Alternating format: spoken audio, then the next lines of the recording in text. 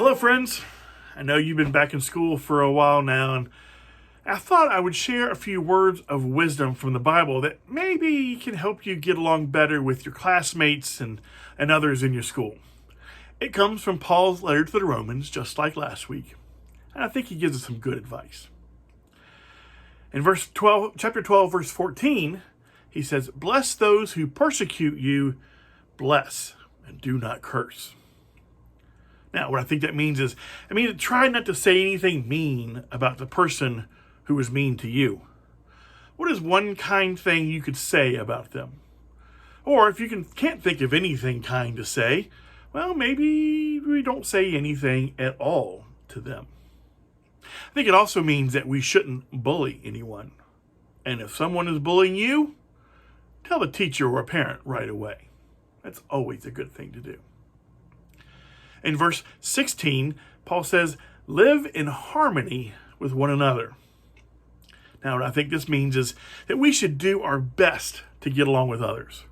It can be hard sometimes, but we can do our best at it. And we can ask God to help us. Later in verse 18, Paul says, if it is possible, so far as it depends on you, live peaceably with all. Think about that one. I think it says, don't be the one to start an argument or a fight. Be a peacemaker. In verse 20, Paul says, if your enemies are hungry, feed them. Now, I think this means do something nice to someone who has done something unkind to you and see what happens. Maybe they will change your attitude and be nicer to you.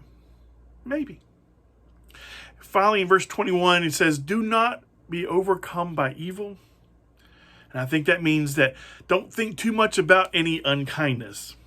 Try to think more about happy things, things that are happening in your life, and all the people who are kind and pleasant to you. I hope these words of wisdom from Paul will help you in getting along better with your classmates and others in your school. And heck, you never know. Maybe even you might make some new friends along the way. Until next week, we'll see you then.